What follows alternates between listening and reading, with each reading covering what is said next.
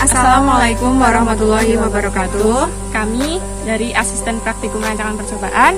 Hari ini kita akan membahas mengenai acara 1, yakni perhitungan dataan, modus median, simpangan baku ragam, serta gerak baku. Pada acara 1 yang pertama, kita akan membahas yang namanya rata-rata atau mean. Nah, rata-rata atau mean ini rumusnya adalah X bar sama dengan sigma FI dikali XI per sigma FI. Keterangannya ini, X nilai rata-rata, X1 sama dengan nilai tengah, kelompok data ke I, F1 adalah frekuensi kelompok data ke I. Kita langsung aplikasikan ke contoh soalnya. Misalnya nih ada hasil ukur, nah hasil ukurnya terus ini kode sapinya. Nah ini 20, kode sapinya 1, hasil ukur 21 kode sapi 2, hasil ukur 243, 24, 225, 21, 6. Pertama kali, langkah pertama yakni harus mengurutkan dari data yang terkecil dulu. Jadi jadinya 20, 20, 21, 21, 24, 22, 24. Nah, jumlah sapinya ada berapa? Ada 6 nih. 1, 2, 3, 4, 5, 6. Maka X sama dengan dijumlahkan semua dibagi jumlah sapinya 6. Berarti jadinya 128 dibagi 6 sama dengan 21,3. Oke, kita akan membahas tentang modus atau MO. Nah, modus itu sendiri dibagi menjadi dua, data tunggal sama data kelompok.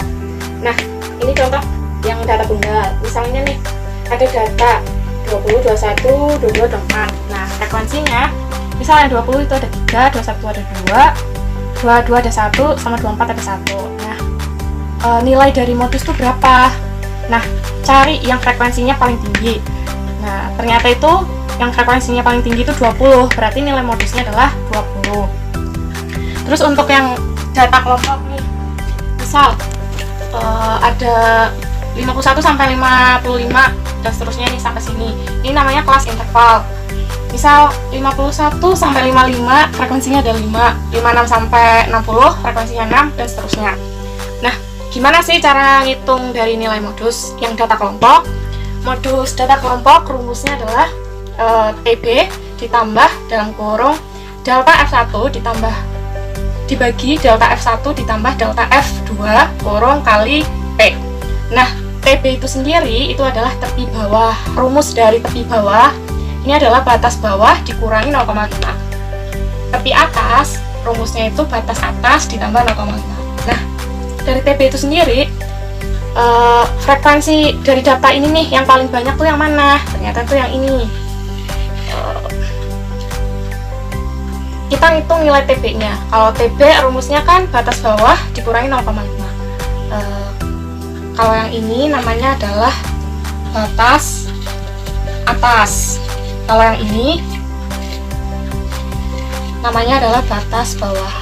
TB rumusnya batas bawah dikurangi 0,5. Lah batas bawah dari yang frekuensinya paling banyak tuh ini. Jadi nilai TB-nya itu adalah 66 dikurangi 0,5, hasilnya 65,5. Terus yang delta F1. Delta F1 itu nih, delta F1 frekuensi tertinggi dikurangi frekuensi di atasnya. Frekuensi tertinggi kan ini. Berarti F1 ini 27 dikurangi 14, hasilnya 13. Untuk yang F2 itu frekuensi tertinggi dikurangi frekuensi bawahnya. F2 berarti 27 dikurangi 5, 22. Terus nilai P itu adalah panjang interval. Panjang interval, cara ngitungnya itu adalah tepi atas dikurangi tepi bawah. Nah, tepi bawah tadi kan ketemunya 5,5. Tepi atasnya adalah 70 ditambah 0,5 berapa? 70,5. Berarti panjang intervalnya adalah 5. Terus masukin ke rumus. 65,5 ditambah hasil dari ini 1,855. Hasilnya ini 67,35. Oke. Selanjutnya ada median. Nah, median ini terbagi juga menjadi dua, rumus data genap dan rumus data ganjil. Yang pertama, rumus data genap berarti datanya itu jumlahnya ada genap nih.